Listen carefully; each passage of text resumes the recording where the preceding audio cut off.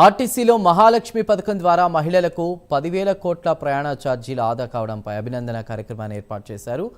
తెలంగాణలో ప్రభుత్వం ఏర్పడిన వెంటనే మహిళలకు మహాలక్ష్మి పథకాన్ని ప్రారంభించామని మంత్రులు తెలిపారు. దాదాపు 10,000 కోట్ల ప్రయాణ ఛార్జీలు ఆదా అయ్యాయని అన్నారు. మహాలక్ష్మి పథకం విజయవంతం కావడంలో ఆర్టీసీ కార్మికుల పాత్ర మరవలేనిదన్నారు. డ్రైవర్లు, కండక్టర్లకు ప్రభుత్వం తరపున అభినందనలు తెలియజేశారు.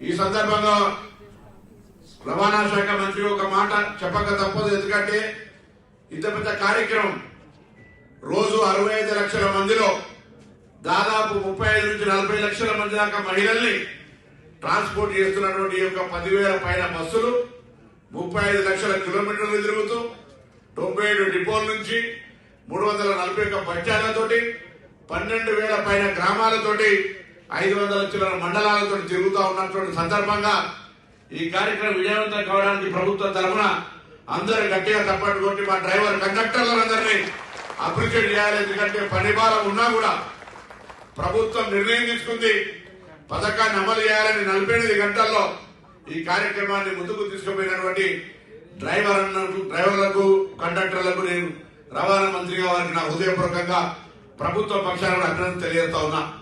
మరి ప్రయాణం లోపల రికార్డు స్థాయిలో ఆ రోజు ప్రయాణికులను చేర్చినటువంటి ఘనత ఆర్టీసీకి సంబంధించింది.